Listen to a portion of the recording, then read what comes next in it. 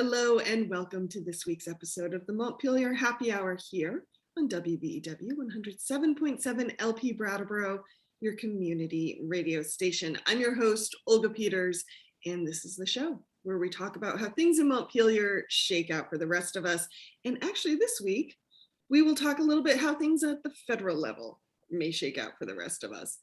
Welcome to the show, regular contributor Emily Kornheiser, who's one of three representatives for the town of Brattleboro. Hello, Emily. Hi, Olga. Good to see you today. Good to see you too. And Chris Campany from the Windham Regional Commission. I'm so glad you can join us today. Glad to be here. Thank you. So we want to dig into ARPA money and what it means for local communities and how local communities can use it, what they need to be thinking about. We've all heard that this kind of chunk of change could really be revolutionary for a number of issues and projects and communities, but what will that actually look like? What does that mean and how do we get there? So I don't know, Emily or Chris, who wants to take this first question?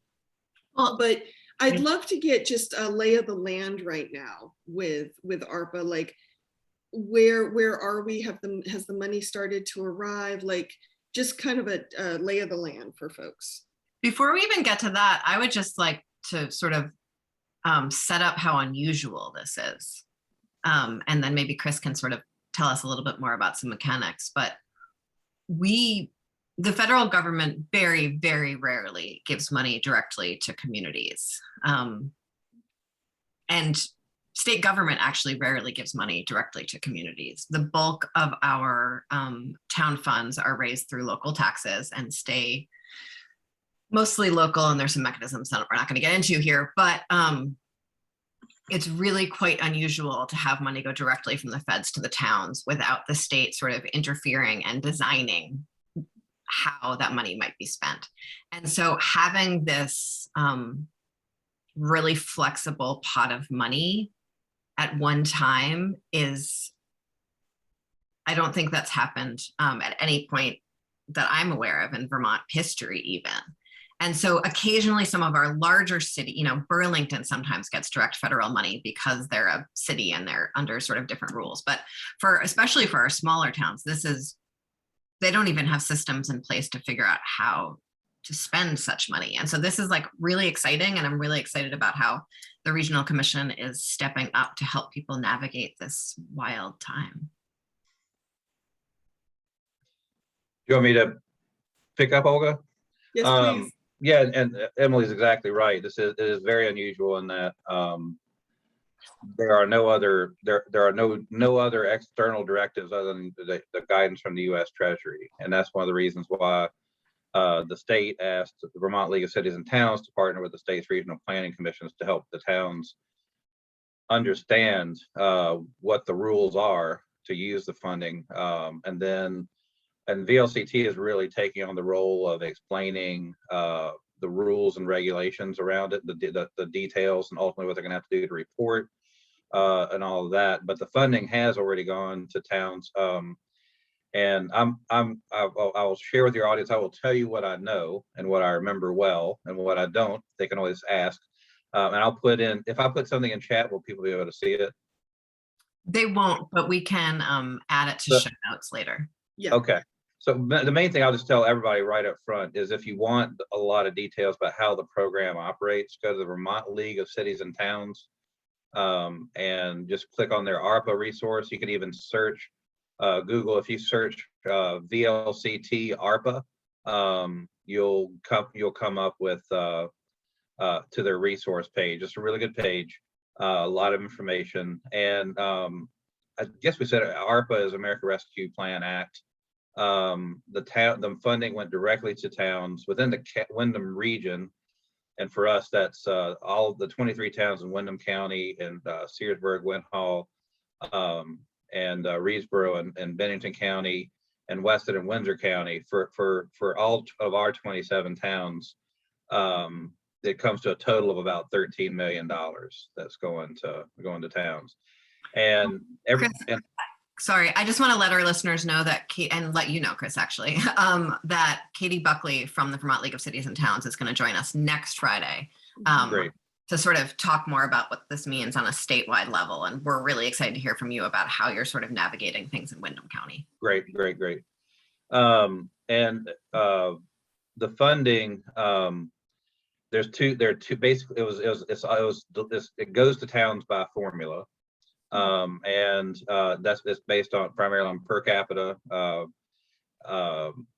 the towns are getting both their share per statute, per federal statute. And then they're also, because Vermont does not have county government, they're also getting what in other states would have gone to county government. The towns are also getting the county share distributed. And so that's one of the reasons why they're getting, for towns, our towns with relatively small population are getting a rather large chunk of change for this. So the money is being delivered in two different tranches. I'll let Katie get into the details of that, but there's a tranche that's coming this year. There's a tranche that's coming next year. And there may even be some in the middle. But the good thing is, unlike the CARES Act and other pandemic funding, towns have time to think this through and spend it wisely, and that's critical. Unlike the CARES Act, where everybody's rushing to spend money within weeks or a couple of months, and having to stand up an administrative structure with zero time. This funding, everybody involved is encouraging towns to take their time, think this through, because they have until December 31st, 2024 to spend it or obligate it. So your projects don't even have to be done by the end of 2024. You just have to have the funding obligated. So that's critical, because if we're talking, especially infrastructure projects or something like that, that takes time to prepare and stand those up. And plus, one of the things that we're encouraging towns to do, and this is one of the reasons why they need to take their time, is to think about how do you pair up the town money with other potential state and federal resources to really maximize the resources that they have at their disposal. And I imagine that the promise of the infrastructure funding that might or might not ever make it through Congress would be a very sort of available pairing to this. If and when that happened, that would also be significant resources for towns. Potentially, yeah. But the other piece of this too is that there are interim Treasury guidance that's gone out and they solicited comments on it. And when I say Treasury, this is U.S. Treasury. But also the final Treasury guidance has not been released yet. And so frankly, we are not advising towns on anything specific yet until we see what the final guidance says. Because right now we don't know exactly, it's my hope that they're going to allow towns to also invest in planning to do the infrastructure work, or that could be part of the project. Because a lot of towns don't have to do the kinds of things that they might want to do, haven't done the planning and scoping and design and other work that you have to do. And hopefully it's not going to be one of these programs where, and I don't think it will be, but I'm just saying, too often these programs are like, the project has to be shovel ready. Well, there's a lot of work that has to go into something before it's shovel ready. Yes. Including all the permitting and everything else. So, and so I hope I'm not boring people with all this, but this is why it's important for towns to just kind of take a measured approach. And the other thing that we're waiting for is still guidance from the state about what funding that's going to be available now. And the legislature is going to be back in session to also determine how to use additional funds. And so there's already funding that came through ARPA and just other sources that, even independent of any other infrastructure bill that may come through the feds, that there's already other sources of funding out there that the towns may be able to pair their money with. And if you want, I'll go through what they can spend the money on. So few quick things. One, we really aim to bore our audience here on the Montpelier Happy Hour. So feel free to go as deep into the details as you want to. That's, I think, who tunes in. It's an hour-long show. There's very few sound bites available in it. So feel free to go into the weeds. The other thing, just want to sort of lay out for folks is that, as Chris was saying, the state of Vermont, the legislature have only allocated about half of our ARPA dollars. And we're planning on tackling strategies for the next half of our ARPA dollars in this upcoming session. And Carolyn Wesley, who's the Senate Pro Tem's Chief of Staff, is coming in next week to join Katie Buckley to talk about a listening tour that they've done around ARPA, so to give some feedback on what we might be thinking about spending for in this upcoming year. Back to you, Chris. Great. Sure. So these are pretty broad categories, and just bear with me, I'm going to read them verbatim so folk know. So there are four broad criteria outlining eligible uses. And again, you can find this on the Vermont League of Cities and Towns page, or I'm sure just search ARPA and eligible uses. And this is straight from the U.S. Treasury. The first is to respond to public health emergencies, to the public health emergency or its negative impacts, economic impacts, including assistance to households, small businesses, and nonprofits, or aid to impacted industries such as tourism, travel, and hospitality. The next is to respond to workers performing essential work during the COVID-19 public health emergency by providing premium pay to eligible workers. The third is for provision of government services to the extent of the reduction in revenue due to the COVID-19 public health emergency relative to revenues collected in the most recent full fiscal year prior to the emergency. In other words, you can help fill a hole that was created during the pandemic.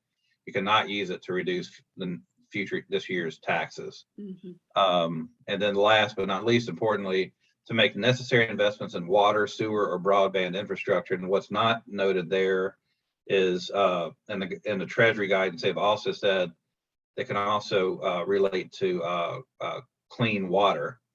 But there was talking about clean water in relationship to water infrastructure. In other words, like drinking water infrastructure. So we're not really sure yet how broad that clean water provision. We're not really sure what that looks like just yet. Is that going to be like you can buy land for wellhead protection if you have a municipal well or something like that? Or is it going to be broader? And so we'll have to see. And so I'll just go briefly through each of those just for some detail. So in the first one, the response to the public health emergency and its negative economic impacts, including assistance to households, small businesses, nonprofits, or to aid impacted industries such as tourism, travel, and hospitality. We're fortunate to have a number of groups in the region and statewide that provide services, to individuals and households and the general public. And there are other groups that assist with tourism, travel, hospitality. Some of those groups, I remember early on, I'm not as up to speed with what's happened lately, but some of them will be making pitches to towns to ask for, would you be willing to contribute some of your ARPA funding to that effort? And that is something that towns can do. They can provide funding to other groups that are doing things in their community as to meet needs, as long as it meets those ARPA guidelines. And of course, the towns are going to have to report in excruciating detail on how they spend all their money. But as long as they feel comfortable that, and hopefully these groups will have done their homework and know that what the work they're doing qualifies. So towns will likely be hearing from different groups that provide that work.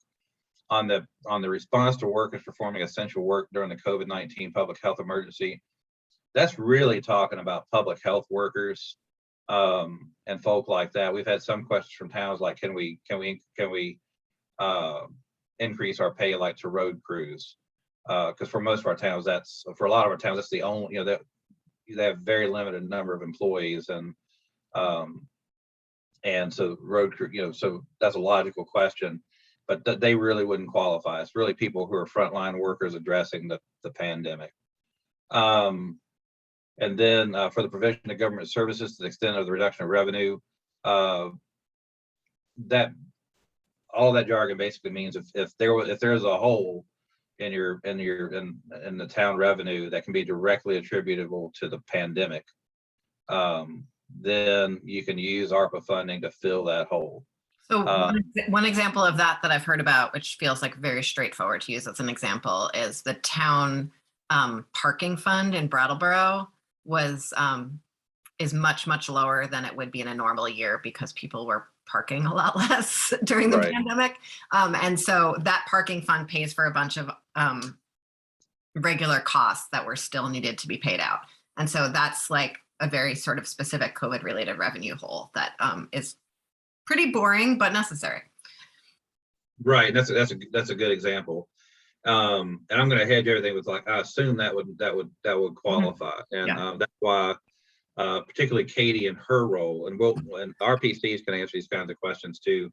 And I'll get into how we're structured to do work on this in a minute, but those are those kinds of questions. Yeah, towns will just want to reach out to the folk who know the details about the rules and how the towns can, and just check before they make that commitment. But to me, it would seem like a logical, that's a really good example.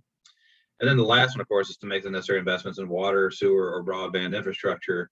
And so again, towns can also, through ARPA, they can band together to develop projects. And like for us, for broadband infrastructure, they wouldn't have to necessarily, but for a number of our communities are members of the new communications union district. I think it's DV Fiber is the more common name for it now. They may be requesting towns to contribute to their funding, but the other piece of the challenge of all this is the CUDs are also on their own getting a lot of just funding that's going to be coming through the state specific for those purposes. And so towns are going to be courted by a number of groups that are going to provide these services. But there's also, like I say, funding coming down from the state, and then there may be additional funding. I'm pretty sure the federal infrastructure bill, if it passes, I think there's additional money in there for rural broadband. So much for rural broadband, yes. And so that's where towns are going to have to make the decision about what they want to do. And at some point, it may feel a bit like pushing a string. There's going to be so much funding out there. How fast can groups even use it? Mm-hmm. And there's it is kind of one of those hurry up and wait type situations where there's a lot of energy and enthusiasm and pressure at one level for towns to make decisions. But on the other hand, everybody still kind of needs to pause a bit just to figure out how all these pieces can come together so that the most can be made out of the situation. And I've talked a lot. I will stop and let you all ask questions, but then at some point I'll tell you about how we're actually structuring ourselves to help towns on this. Well, that's kind of what I'm curious about. I'm really curious about how communities are making decisions about how to spend these funds. Where you're seeing decision making taking place, what public participation is looking like for it, how you all are able to support some communities that don't have very many mechanisms for public participation to figure that out. That's really some of the really interesting parts for me. Olga, what about you? Thank you, Emily. One reason I'm excited to be talking to you, Chris, is because we don't have county government in Vermont. The regional commissions in many ways are our biggest kind of eye in the sky. They're definitely not a county government, but you're the one who really sees the big picture, I feel, in so many ways. So I'm excited to hear what you're hearing and where you're seeing maybe needs from towns. I'm also really curious. I'm excited and I'm hopeful for this ARPA funds that we would be able to have regional projects or multi-town projects. I don't know if there are any in the works, but if there are, I would really like to hear about those too. But yeah, let's start with how you're structured to work on this. So so the regional planning commissions were given 3-year funding, $30,000 for 3 years to work with towns on. The first part was actually how to organize themselves to get the funding in the first place.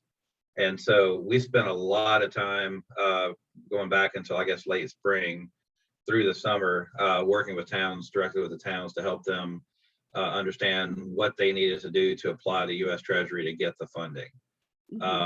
And then we've gradually moved into just establishing lines of communication with towns. We've respectfully asked it to, like, for a primary point of contact, so that we're not just blasting the towns with requests for information or sending out guidance to everybody, you know, every clerk, every select board member, every planning commission member. Because one of the things we learned during Irene was you never know who in a town is handling this work for them. So our initial communication chain was very broad, so that we were making sure that we weren't missing the town. And then similar, what we learned with the Communications Union District, what we did was we were asking for a primary point of contact that we can reliably reach out to and know that they'll get the information to the town. In a lot of cases, that may be a town administrator, a select board administrator, town manager, assistant town manager. But in a lot of other cases, it can be a volunteer that the select board has it's, you know, frequently like a volunteer. A select board member will stand up and volunteer to do that work.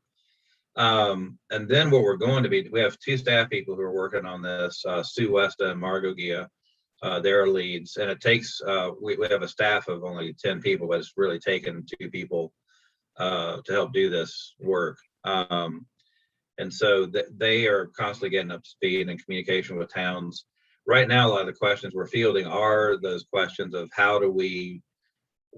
what should we be doing to solicit ideas from the public? Or should we be soliciting ideas from the public? Or how do we organize ourselves? Or a town may ask, can we, meaning the town, hire somebody to help lead this process for us? And the answer is yes, they can. And then sometimes we're already looking way down the road to, like, oh my gosh, we don't have the capacity to manage these projects, especially some of the towns that were disastered in July, you know, because now they're dealing with FEMA. They're like, oh my gosh, we've already got these other grants that we're trying to manage. Now we've got FEMA coming into town. We got to manage those projects. How are we going to manage those? So right now we're fielding those larger questions, and they tend to be pretty general.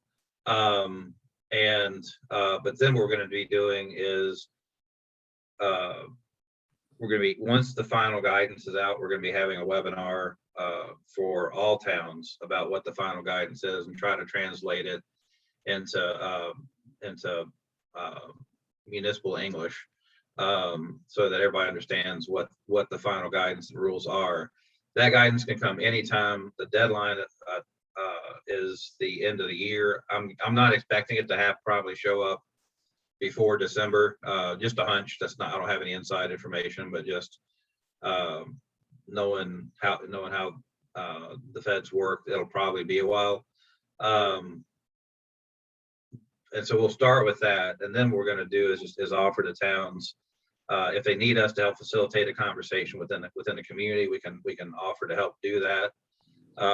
If they need us to, you know, help facilitate connections with other funding sources, we're happy to do that.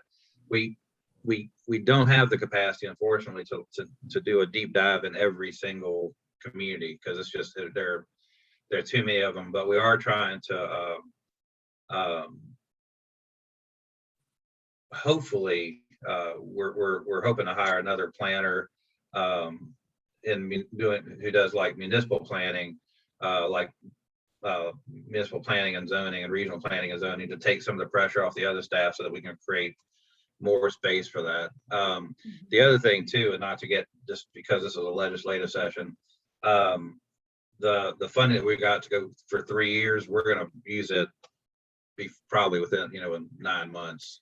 Yeah, 30,000 doesn't sound like a lot for all this work, to be honest. Yeah, and I'll just say something brief. So regional planning commissions, this, not to bore people, and this is not a crying poor or anything, but most of our funding streams are very narrow in scope, and they have their performance-based grants, and typically it typically comes through from an appropriation through the legislature, often through another agency, and so the funding we get, it's not like we don't have any taxation authority. We have we assess member towns relatively small amounts of money. It's about 5% of our budget, But otherwise, all of our grants are performance-based grants, and usually they're very fixed in scope. So it's like road erosion inventories, or emergency management planning grant, or transportation planning initiative, and they all have these very narrow scopes.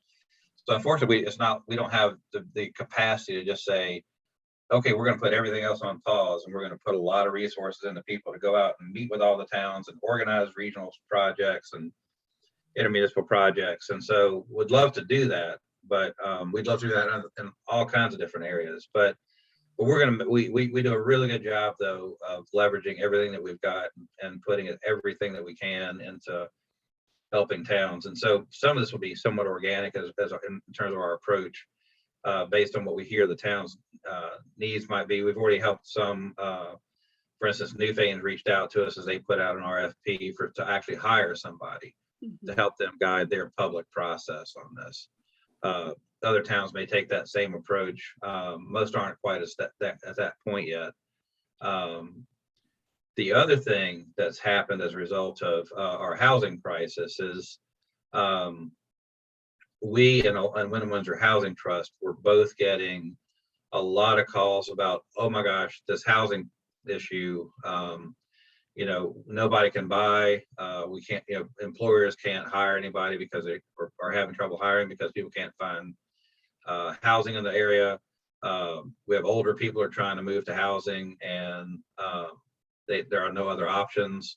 They can't downsize. We have beginning homeowners, young families who now they're priced out of the market, don't have access. And so I think the housing crisis that frankly for some decision makers in the region was an issue for other people is now an issue for everybody. And so they've and I'm not being critical, this is normal. I've seen this in other places. Suddenly everybody's kind of woken up to it. And so we had a lot of questions about how can ARPA help with that. And so we're actually going to be doing a series of 3. If you go to our website, windhamregional.org, you'll see it. We're going to do a 3-part webinar series on housing. And we're going to try to get down to the brass tacks of just very basic, what does it take to develop housing in your town? And so the first session is going to be that kind of general, this is what has to happen. And there's a sequence, and I don't want to be a spoiler, but one of the things we're going to say is infrastructure. You can't develop housing without infrastructure. You said that before, Chris. I know. Yeah. Can we pause on that for a minute? Because I think it feels so profoundly unsexy right off the bat to people. And I think it's really, I want to just spend a moment on it for people to understand outside of our hub towns, what the wastewater capacity looks like. So that people can really understand what that means for housing in a community. If we can do just. I can wait until after the break. Yeah, I think actually we do need to wait till after the break. Great. So hold that thought, but thank you for bringing that up, Emily, because that's important. The Montpelier Happy Hour on WVEW 107.7 LP Brattleboro, your community radio station, shall return after a word from our underwriter, so stay tuned. Welcome back to the second half of the Montpelier Happy Hour on WVEW 107.7 LP Brattleboro, your community radio station. If you're just joining us, I'm your host, Olga Peters, and I'm speaking with regular contributor Emily Kornheiser and guest Chris Campany, who's the executive director of the Windham Regional Commission. You can also find the Montpelier Happy Hour anywhere you find podcasts, and Brattleboro Community Television, as well as our website, the montpelierhappyhour.captivate.fm, and Emily's social media channels as well. Hey, Emily, what do we need to remind listeners of? In addition to the fact that there are few too many technology platforms for your communication needs floating around right now, we want to remind listeners that the views and opinions expressed here on the Montpelier Happy Hour are those of the host and the guests, and not any of those platforms or stations that we are speaking on or through or around, nor any of our employers, partners, families, associations. It's just the views and opinions of these 3 separate people using their 3 separate mouths and brains. Thank you. Thank you. Wow. Hey, Chris, talk to us about. I do it different each time, Chris, just right off the cuff there. And she's welcome to do it because I get cranky about it. So Chris, talk to us about infrastructure. And as Emily said before the break, it's not very sexy, wastewater or sewer or water infrastructure, but we do need infrastructure if we're going to have housing. So I would love it if you could just outline for people why infrastructure is the new sexy. So, and that's actually why I'm in Burlington right now. I created a panel. That sounds very powerful, very, I don't know, very powerful. But anyway, organized a panel for the Northern New England chapter of the American Planning Association to discuss this very issue. It was titled "The Fallacy of Compact Settlement in the Absence of Infrastructure." Ooh. And very nice. It's basically my cry in the wilderness. What we're discussing is, so this is the short answer to your question is, generally speaking, we're not going to develop housing in any meaningful way until we invest in, especially in rural areas, until we invest in the infrastructure to actually support it. And what that means is the pipe, the water, drinking water to get into homes and businesses and organizations, and a place to flush, to dispose of that water once you've used it. And the reason for that is, like even our communities that already have existing water and wastewater systems, those systems have limited capacity. And if you live in like Rockingham or Brattleboro or Wilmington or Dover, there are frequent updates to these kind of larger centralized systems. But in a lot of our villages, there is no community water or wastewater at all. And that basically means that each home or each business has its own individual septic and well. And the systems that we're talking about are probably soil-based systems, not the conventional systems like Brattleboro and Bellows Falls and others have. But these would be systems that would be more, they'd probably have like individual septic at some properties and collect gray water for some kind, and common distribution, or within a single village, you might have a few different clusters even of homes and businesses on different systems, but they'll be managed as one. But the reason for this is that for reasons of public health and safety, there are certain acreage requirements and soil requirements that are supposed to separate septic systems from wells. And in most of our villages, the lots are so small that so a lot of the lots. I used to live in Newfane Village. A lot of the lots are half acre, quarter acre, or smaller. And already, if you were to draw a circle based on your regulatory requirements, a lot of septic systems already shadow wells. And that doesn't mean necessarily that people's septage is getting into people's wells. But what you want to do though is have separation from where those leach fields are, where the gray water is being treated by through anaerobic means and saturating into the ground. You want to keep that away from where wellhead sources are. And then if you think about a lot of our villages, you're oftentimes constrained on one side by a stream and the other side by a road. And so many of our villages are only one house or 1 yard deep too, right? So it's not like you've got necessarily, blocks, village blocks in a lot of cases.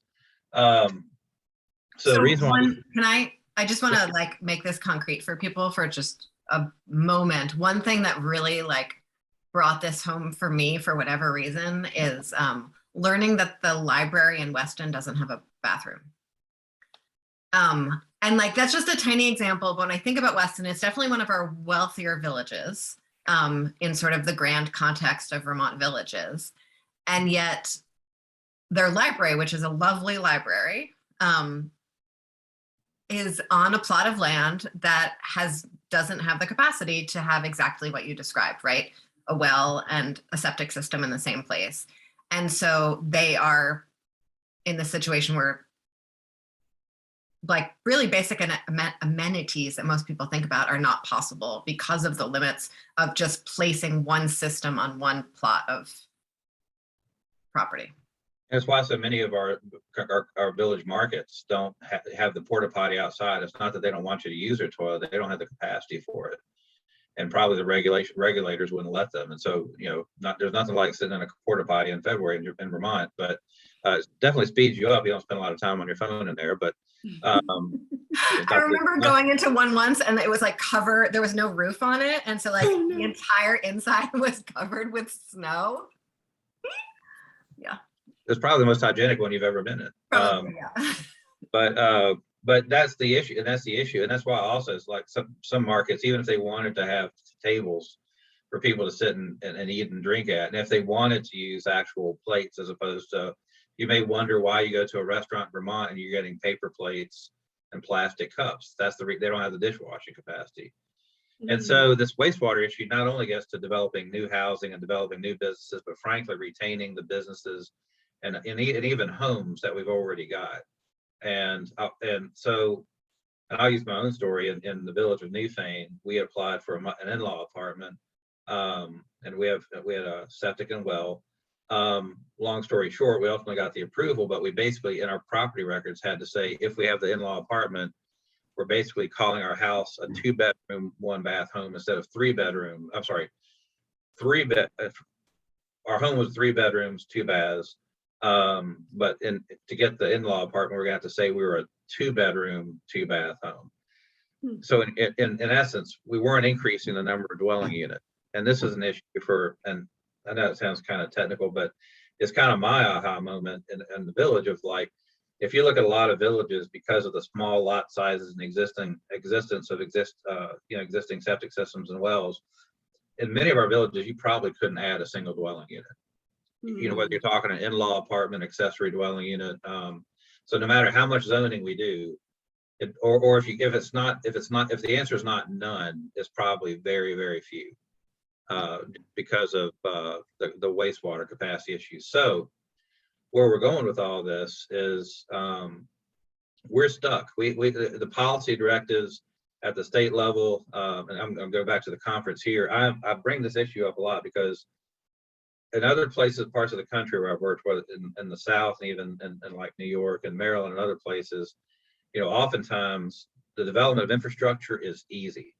That kind of planning and development they get, and so water and sewer, let's run it, guys, and we'll do the land use planning later. In New England, this is not just Vermont, but Vermont included, we do a lot of the land use planning, but we don't seem to be able to do the infrastructure piece. And so the Vermont's primary land use planning goal is to have compact settlements surrounded by rural countryside. And the problem with that is you can't do it because we don't have the infrastructure in place to actually achieve the compact settlements, except for our existing downtowns. So the larger communities can continue to grow, but that means our other communities basically are stuck. And so if like Windham Windsor Housing Trust, one of the first questions they're going to ask when they're asked by a town to come in and do a project is they're going to have to say, do you have water and sewer? And the answer is likely to be no. And so that's because they can't, you don't have the space to do so, an independent system on that small lot, like converting an inn into affordable housing. And so we've got all kinds of opportunities in our villages to do this kind of thing and to grow them even in a very, in a great way, but we don't have the infrastructure to support it. And so I talk about this so much in the state, it's almost, I think it's become a drinking game. It's like anytime it's when is Campany going to bring up the infrastructure piece, because it's so frustrating. It is the Montpelier Happy Hour, and so I don't know if we've ever actually played a drinking game. Do you have at least your tea or coffee? That we're ready here. I have my water right here. But that was, but the interesting thing was, in the session that we did, there were about 40 participants in the room. These are planners from it's primarily Vermont, New Hampshire, and Maine, but also there's some interlopers, welcome interlopers from Massachusetts and other places.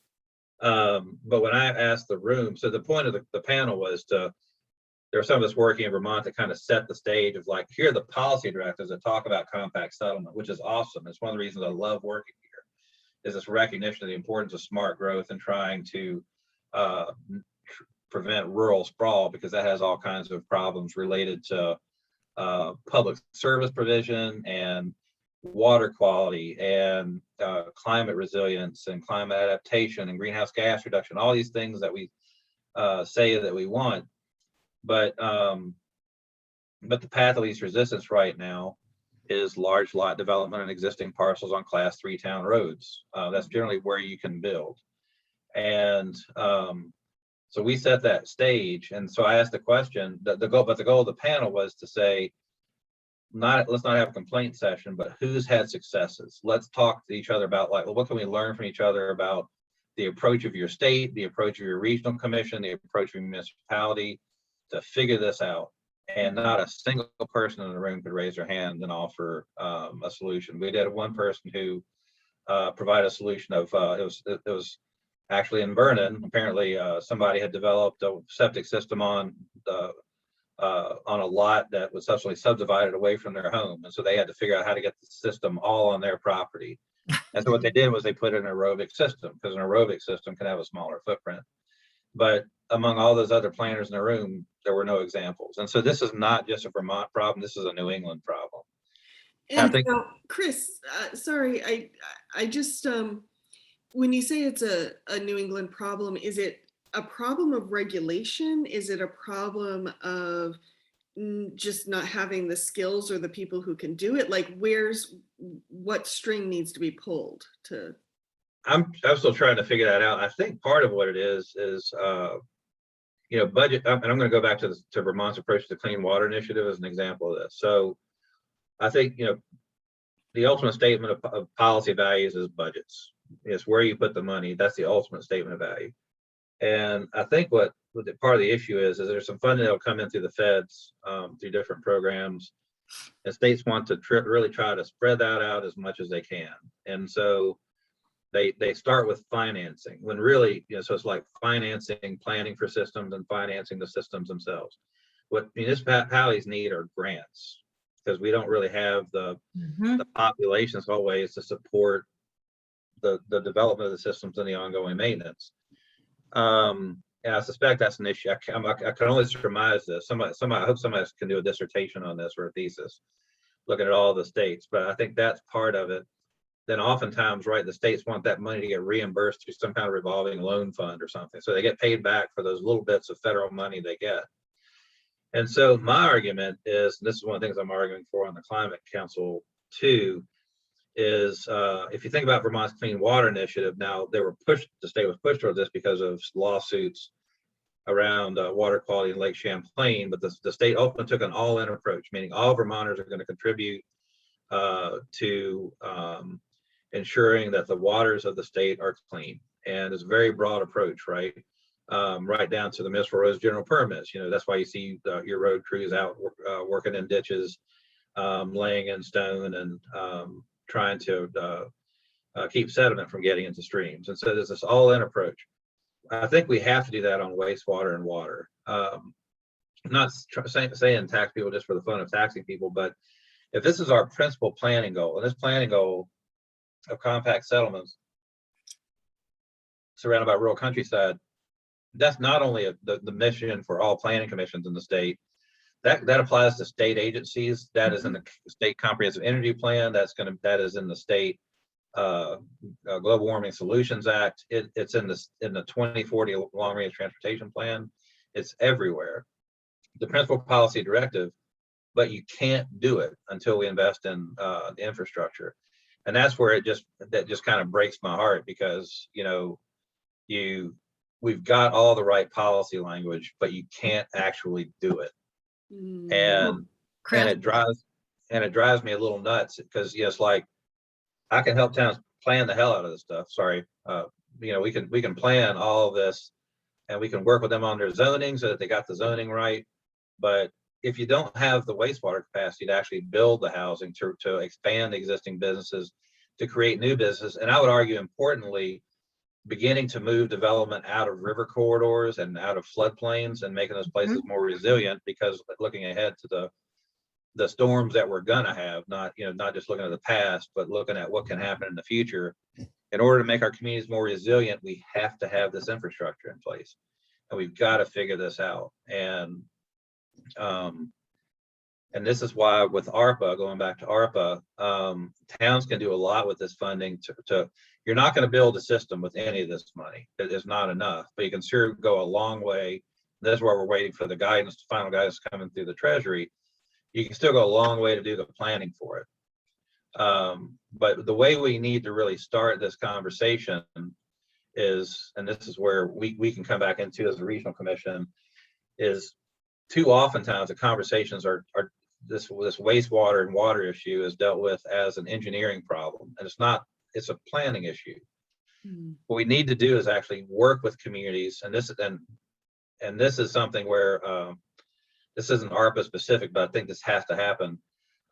Too often the conversation in communities around what wastewater start with, can we afford it? Or like, are there health issues we need to be aware of? Can we afford it? What we need to do is sit down with towns and say, what is the role of the village in your community? Or what is the role of the downtown? How do you want to use it? What do you want to see there? Do you want to retain the homes and businesses?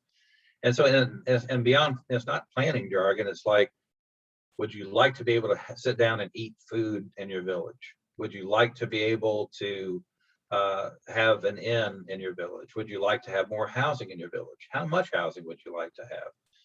Would you like to one day be able to see the shuttered inn turn into affordable housing? Would you like to see capacity for more business offices there? Everybody wants a microbrewery, and that's a big wastewater user, no matter where you go. Everybody wants on all ends. Everybody wants the microbrewery in the village, and the coffee shop. Yeah.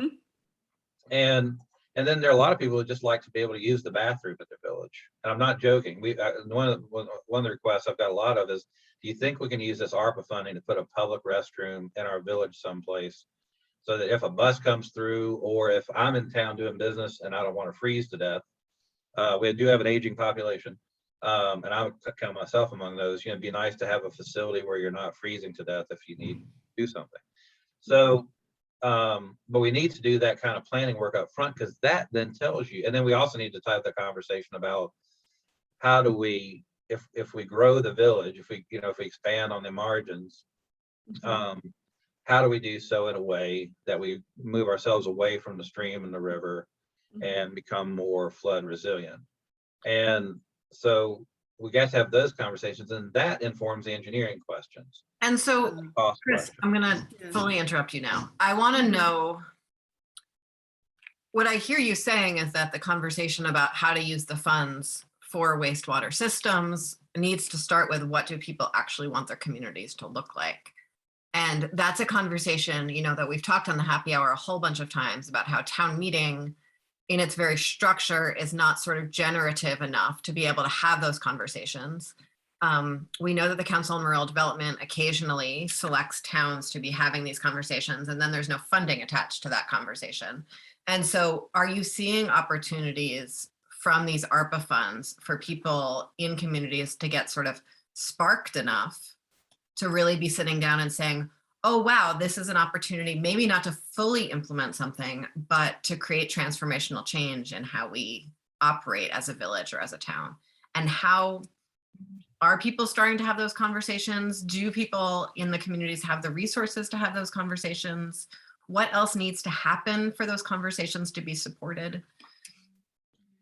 So I think the answer to all that is, a lot of them want to have that conversation. A lot of them don't know how to necessarily do it.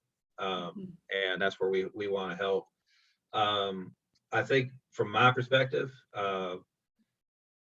this needs to happen just as frankly as general public meetings and public discussions.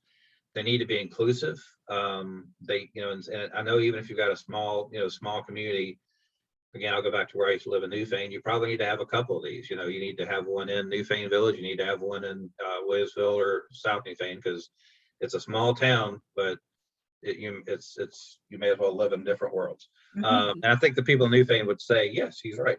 I don't think that's not a snarky comment at all. I mean, I think Westminster, you've got a mountain that divides it, or ridge, and so you've got many different areas of Westminster. So I would encourage like Westminster to have one in northeast, southeast, northwest, southwest.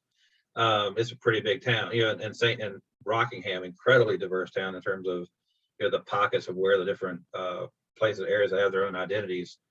So I'm just using, those are just a few examples, but there really does need to be this kind of robust engagement. And I would encourage folks to not get so tied up necessarily in just how the ARPA funding can be used. Is have the larger vision conversation about what your community needs are, and then figure out how ARPA might fit it.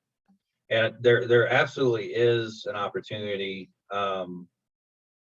for, you know, major infrastructure investment. That may not be the panacea for everything, but I mean, I do hope some communities will use this as an opportunity to kind of do that kind of transformational change to support the things that they want to do. It's not wastewater water's sake, it's to do all of these other things that they want to do. I also hope it's an opportunity for towns to talk to each other. So like even on the housing issue, as communities begin to have talk internally about like, what are our housing needs? What do we see? It may be that the housing may not make sense in your own town. It may make better sense for it to be in another adjoining town that maybe just has better capacity because of soils, topography, other things like that, to locate the wastewater system and thus the concentrated housing someplace else. So an example would be like Londonderry has, I don't know the details of their wastewater study, but North Londonderry is really challenging because of the proximity of the West River, and basically the village is kind of back bunches is up against ledge, and you got a lot of brownfields in there. South Londonderry is similar, but is the solution perhaps collaborating with Weston or Windham to really kind of come up with that area's housing needs as opposed to just that individual's town's housing needs? And so we're going to do everything we can to help support those conversations. In some cases, it may make sense for towns to either individually or collectively to use some of the ARPA funding to hire a consultant. We may, if you want to do a deeper dive than what we can provide, and we'll help you. We're happy to help towns every way we can. We're also happy to to help towns figure out, you know, how to get the resources that they need. And the ARPA funding can be used to hire consultants or even staff to help work this through. So Chris, I'm jumping in because we have just under 5 minutes in this section. So I just wanted to check in with you and Emily to see anything you want to kind of tie up or make sure you leave listeners with before we sign off today. I'll let Emily go first. No, it's that idea of sort of starting with the planning that I'm really curious about. And I feel like we've really covered that transformational change doesn't happen overnight, but we have an opportunity here from both what we've all experienced over the last 2 years of upheaval and the questions that's allowed us to ask as communities, and the fact that there is the infusion of dollars more than even paying for things just makes possibility feel possible. And so really want to make sure that as we're moving forward, we're supporting communities to be having the conversations they need to have, to be leveraging the planning resources that they need to use to figure out ways to be looking, 10, 20, 50 years out about what we want our communities to be. Because this is a once in a generation, once in many generations opportunity in the midst of all this upheaval. Chris. I guess it says this is the legislative happy hour. Is that right? Yeah. Montpelier Happy Hour. So I guess even better, more gooder. What I would say is I am really afraid that we're about to go down the same damn path we keep going down. Me too. Because I'm afraid that at the state level, they're not engaging with the people who are on the ground actually implementing these things. And I'm afraid that the proposals that are going to come out of the state, I love these people to death. Vermont's a small state. We all work with each other. We all know each other. We all like each other. But I'm really concerned that at the agency level, that they're not reaching out to the RPCs, to municipalities, the LCT, to say, hey, is what we're proposing to use the ARPA funds for makes sense? Are we proposing use of these funds in a way that you can actually use them, and in a way that they'll create transformational change, or is it more the model of what's not been working? And so I'm really nervous about that at the end of all this, we're going to be, towns will have spent their funding. They won't be able to necessarily make use of the funds, state funds. that there's still going to be this kind of Hunger Games approach to towns. Here's the RFP, go get it. And the towns who have capacity can, and those who don't won't. Mhm. So I just hope that that the state will be very deliberative and frankly, get out of their comfort zone a bit, get out of the bubble and engage with folk. This isn't about RPCs getting money or towns getting money or anything. It's literally the conversation about how do we make this work? How do we really leverage all of this funding together so that we really can make the transformational change that we need to have? And this is one of the things that worries me most about the climate council and the climate action plan that we're creating is we'll see a lot of good ideas, but I'm also scratching my head about how on earth they're going to get implemented if we keep going down the same way. Let's talk about that soon, because that's a whole Mhm. other fantastic conversation. Yeah. Mhm. Well, thank you, Chris Campany from the Windham Regional Commission for joining us today. I think what's really sticking with me right now is what you said about starting with the planning and then thinking about how it fits with the money or how the money fits with it even better. And the reason that is sticking with me is for a few reasons, but one is we just came out of a pandemic. We're still kind of in it, but we've come out in 2020 of a really crisis year. And now we're kind of managing that crisis, but we've been so reactive in so many ways that I think we really, with this money, need to slow down and think beyond the reaction and think, as Emily said, many generations. And so I hope towns and communities can do that and see the horizon again and instead of just the immediate emergency that many of us live in many ways, even beyond the pandemic. And I'll go just real quick on to your Mhm. point on the housing front. We're talking for the region, Brattleboro alone, we're probably talking 1,000 new units. Throughout the region, we're talking many hundreds. Mhm. Not a few accessory dwelling units. And that's another piece of this conversation that we need to have as a region about what those needs are just to meet current needs for people who are already here. Not Mhm. people who aren't, not even who are born, so anyway, we need to your point, we need to start also thinking differently than we have. Yeah. And on that note, thank you for joining us with the Montpelier Happy Hour. I love that, Chris. Thank you for ending us there. We will be back next week with Carolyn and Katie Buckley to talk about ARPA at kind of the state level and what the VLCT is doing with municipalities. So be sure to join us next week. Thank you, everyone. Have a great weekend.